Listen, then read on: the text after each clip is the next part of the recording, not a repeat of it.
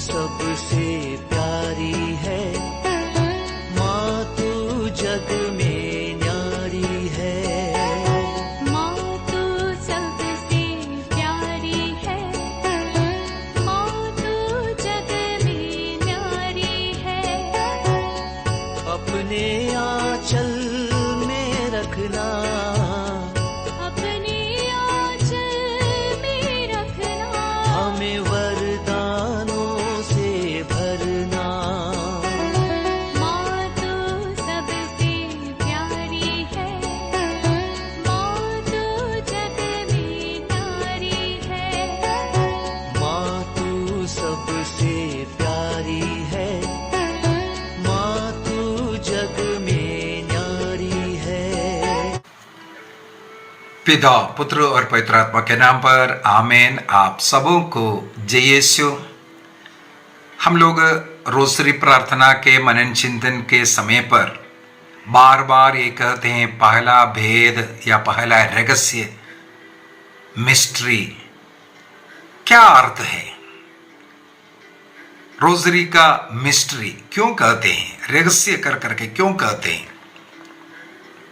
मन में बार बार ये सवाल उठता होगा, इसे मिस्ट्री, रहस्य क्यों कहना है? आज के इस क्लास में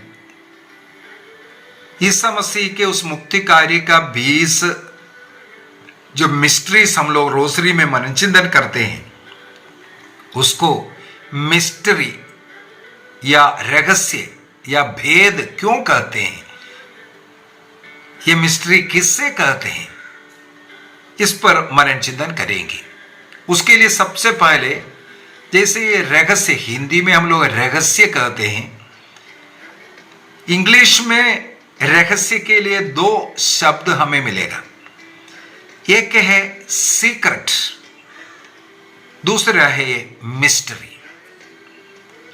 ईसा मसीह के मुक्ति कार्य का सीक्रेट नहीं है, बल्कि मिस्ट्री है। इन दोनों, सीक्रेट हो या मिस्ट्री हो, इन दोनों शब्द के लिए हिंदी में एक ही शब्द इस्तेमाल किया जाता है, रहस्य। अभी रहस्य को हमें समझने की जरूरत है। इस रहस्य, इसका यह मतलब नहीं है कोई बात गुप्त में रखा हुआ है। साधारणतः हम लोग उन चीजों को रहस्य बोलता है जो गुप्त में रखा हुआ है, छिपा रखा हुआ है, जो प्रकट नहीं है, प्रकाश में नहीं है, उसको हम लोग सीक्रेट या रहस्य, गुप्त उन बातों को हम लोग कहते हैं। लेकिन रोसरी का जो मिस्ट्री है, जो रहस्य है, वो गुप्त में रखा हुआ बात नहीं है। वो गुप्त में रखा हुआ बात नहीं है। ईश्वर के द्वारा जिन बातों का प्रकटीकरण हो चुका है, लेकिन मनुष्य उसे साफ साफ उसके आध्यात्मिक स्पिरिचुअल अर्थ को नहीं समझ पा रहा है। केवल विश्वास के द्वारा या ईश्वर का बार बार जो अधिक प्रकटीकरण होना जरूरी है, उसी के द्वारा हम लोग समझ पाएगा। उसके लिए हम लोगों को उसके ऊपर मेडिटेशन करना पड़ता है, मनन चिंतन करना पड़ता है, तब खुल करके कई रहस्य जो खुल करके आता है, उसको हम लोग मिस्ट्री कहते हैं। मिस्ट्री कहते हैं। इसका मतलब मिस्ट्री और सीक्रेट में फर्क है। दोनों को हिंदी में रहस्य बोलता है। अंग्रेजी का जो सीक्रेट शब्द, कुछ बातें ऐसा जो गुप्त में रखा हुआ, वो प्रकाश में नहीं लाया या प्रकाश में लाना नहीं चाहते हैं, उसको इसलिए अंधेरा में रखा हुआ है, छिपा कर रखा है, ढक कर रखा हुआ है। उन चीजों को हम लोग सीक्रेट कहते हैं। एक बार उस ढक्कन, उस पर्दा हट गया, इसके बाद वो सीक्रेट नहीं रह जाता। उसका खुलासा हो गया, इसके बाद वो सीक्रेट नहीं रह जाता। लेकिन ये जो मिस्ट्री में क्या है, मिस्ट्री में एक तो ईश्वरीय बात है, उसका प्रकटीकरण हो चुका है, लेकिन लोग उसको सही रूप से समझने में असमर्थ है, प्रकटीकरण हो चुका है,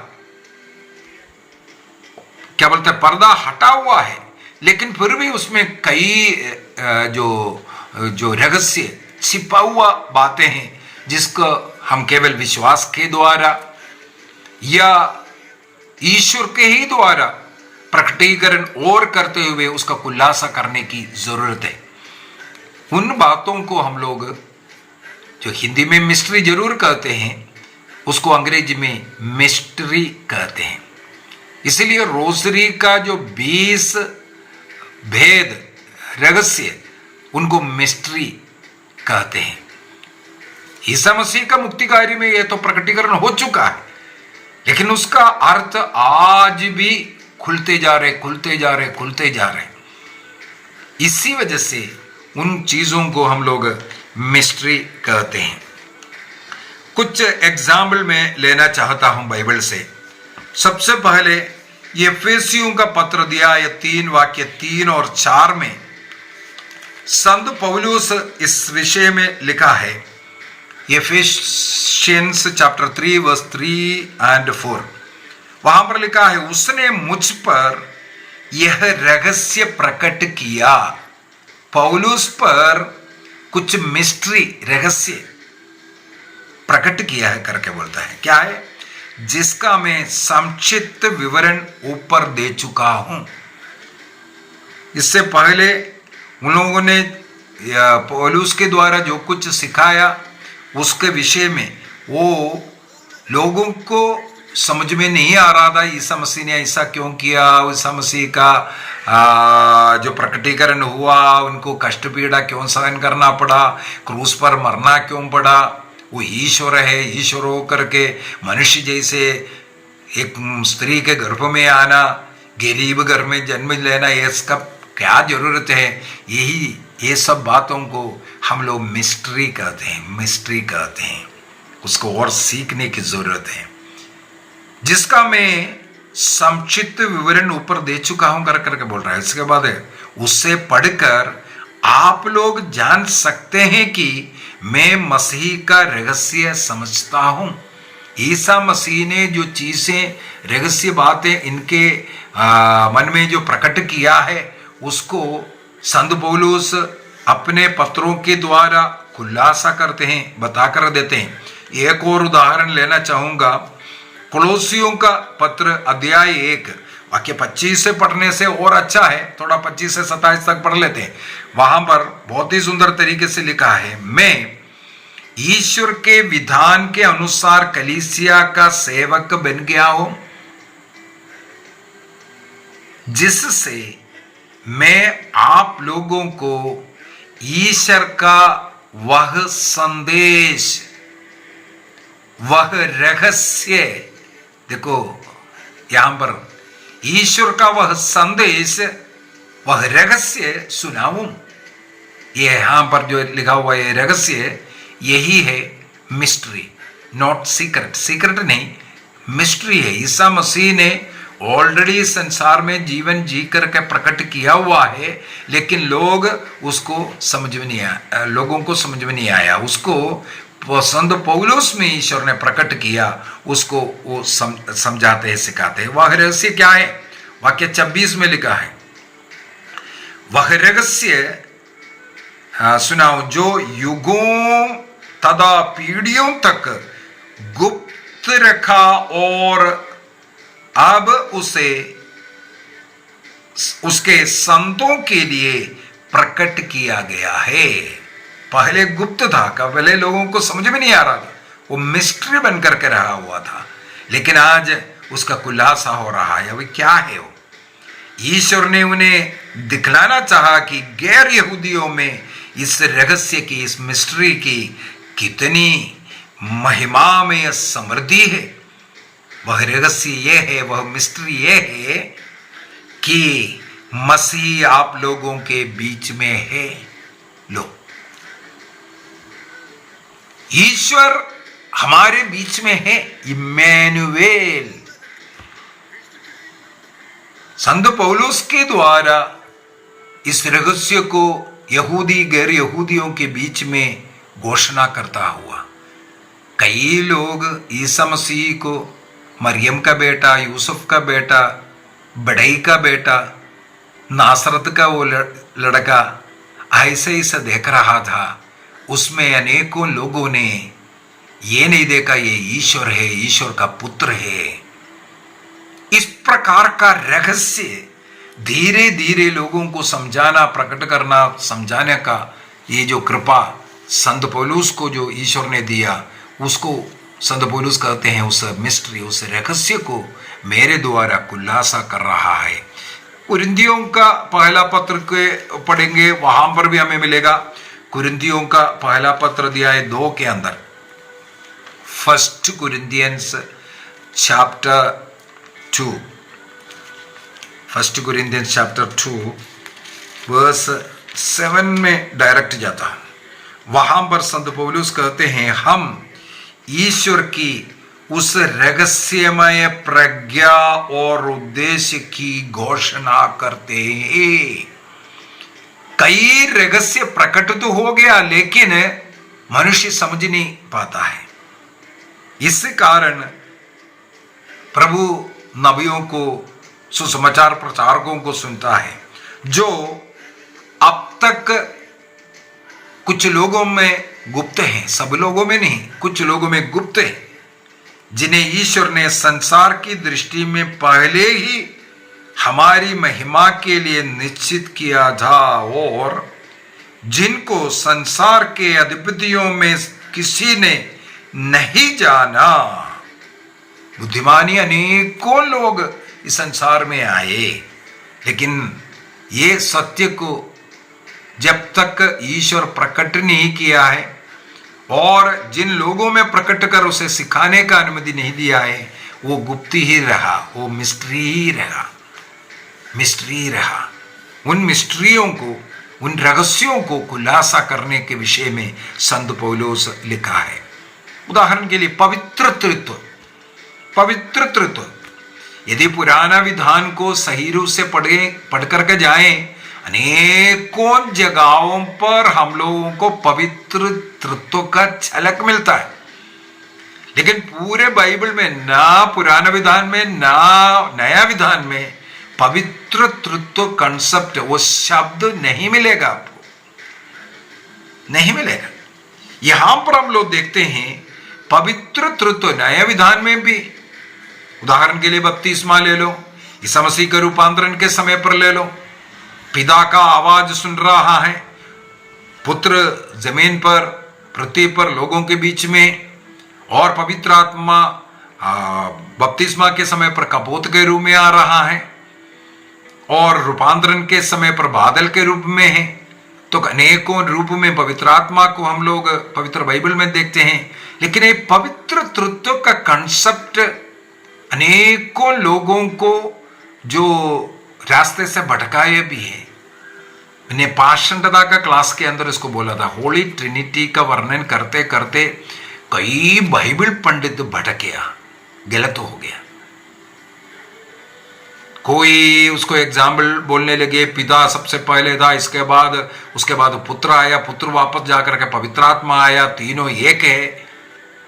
किसी ने ये सिखाया सबसे बड़ा पिता है, उसके नीचे पुत्र है, उसके नीचे पवित्र आत्मा है। इस प्रकार अनेकों प्रकार की झूठी शिक्षा इस कारण हुआ, क्योंकि वो एक रहस्य है, मिस्ट्री है, उसकी खुलासा धीरे धीरे करते करते आ रहा है। लेकिन आज उसका खुलासा हो चुका है। लोगों को समझाने का तरीका, अनेकों आदिम कलीसिया के संत इसके ऊपर माथापेटी कर करके देखा, लेकिन धीरे धीरे समझते समझते समझते आज पवित्र तृत्व का खुलासा भी हो चुका है। कैसे हमें समझना चाहिए, तीनों एक है, तीनों आदि से है। कहां कहां पुराना विधान में, कहां कहां नया विधान में इस विषय में लिखा। ऐसे चीजों को रहस्य कहते हैं। मार्कुस का सुसमाचार अध्याय 4 वाक्य 11 में ईसा मसीह जैसे बोने वाले के दृष्टांत, अनेकों दृष्टांत इस प्रकार बोल करके शिष्य लोग इसके बाद धीरे धीरे जाकर के ईसा मसीह से पूछते थे, दृष्टांत का क्या मतलब है, थोड़ा बताइए। वहां पर प्रभु बोलकर दे रहे हैं, मार्क चैप्टर 4:11, वहां पर हम लोग पढ़ सकते हैं, जो संसार के सभी लोगों को इन गुप्त बातों को समझने का, इन मिस्ट्री को, इन रहस्यों को समझने का कृपा नहीं मिला, लेकिन ये बात तुम लोगों को मिला है। इसका मतलब कुछ लोगों पर प्रभु ये प्रकट करता है। रोमियो का पत्र दिया है 16 वाक्य 25 में, रोमन्स चैप्टर 16 वर्स 25 में भी लिखा हुआ है, क्रिस्त में ये इन रहस्य, इन मिस्ट्री प्रकाश में आया था, लेकिन उसको लोगों को समझाने के लिए पौलुस को इस्तेमाल किया, या पेतरुस को इस्तेमाल किया, या शिष्यों को इस्तेमाल किया। इस प्रकार दूसरों के द्वारा वो प्रकटीकरण चल रहा है, सिखाते जा रहा है उन चीज़ों को मिस्ट्री। इसलिए हम लोग रोसरी के उन भेदों को मिस्ट्री कहते हैं, क्योंकि उस ऊपर हमें मेडिटेशन कर करके प्रभु हमसे क्या कहता है, कलीसिया क्या सिखाता है, उसके ऊपर मनन चिंतन करना, उस प्रकार प्रभु को जानना। वो ईश्वर का पुत्र है, संसार में इसलिए आया मानव जाति का मुक्ति के लिए, ये समझने का रहस्य मिस्ट्री से ये 20 भेद है।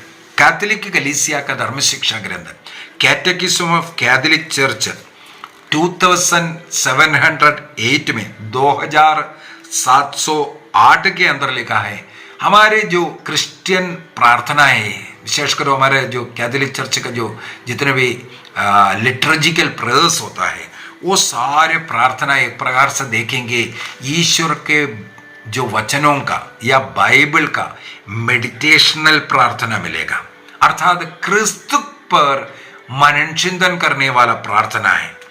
चाहे वो जो रोजरी प्रार्थना का जो 20 भेदों पर हम लोग मनन चिंतन कर रहा है, बहुत ही सुंदर प्रार्थना। किसके ऊपर मेडिटेशन? क्रिस्त पर, क्रिस्त के मुक्ति कार्य पर मेडिटेशन करना। आदिम कलीसिया में 3री शताब्दी से मुझे पढ़ने के लिए मिला है, संत लोग अपने आश्रम में एक इस प्रकार का बाइबल का वचन का मेडिटेशनल प्रार्थना करते थे, जिसको लेक्शियो डिवीना कहते हैं। लेक्शियो डिवीना मेडिटेशनल प्रार्थना, बाइबल का मेडिटेशन करते हुए प्रार्थना।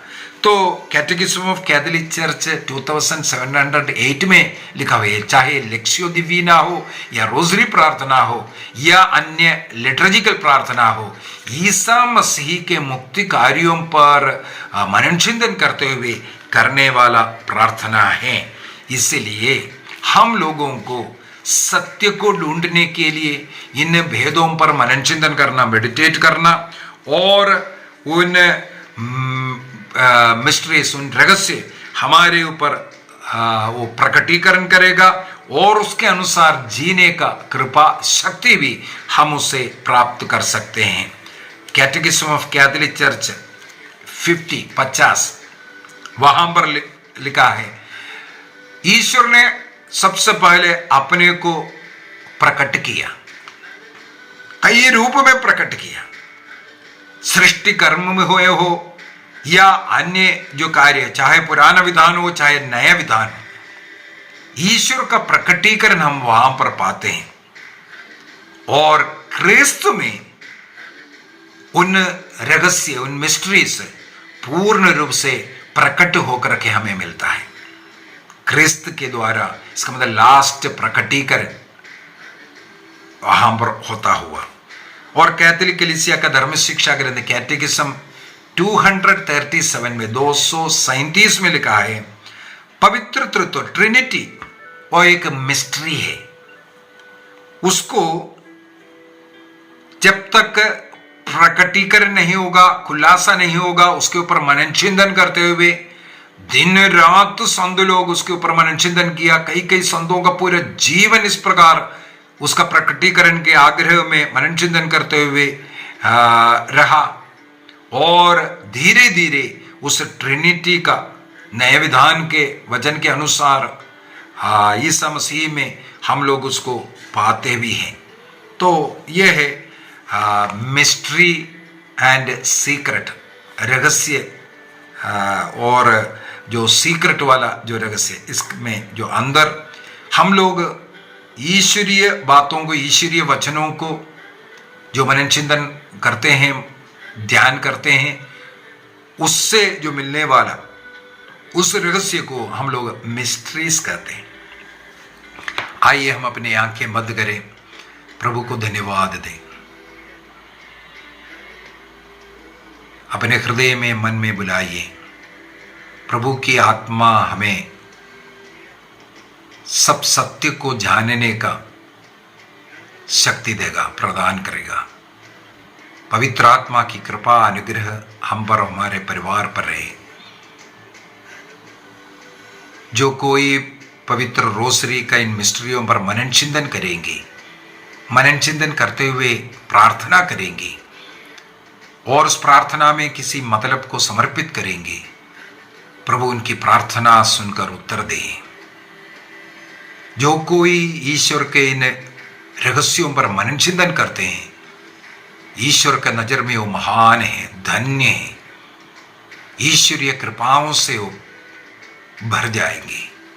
निर्णय कीजिए, रोसरी के 20 भेदों पर रोज मनन चिंतन करने का और प्रभु का उस मुक्ति कार्य अपने हृदय में अनुभव करने का, अपने को अर्पित करते हुए उसके अनुसार जीने का और प्रार्थना भक्ति के द्वारा एक पवित्र जीवन, स्वर्गीय यात्रा करने की कृपा प्रभु हम सबों को प्रदान करे।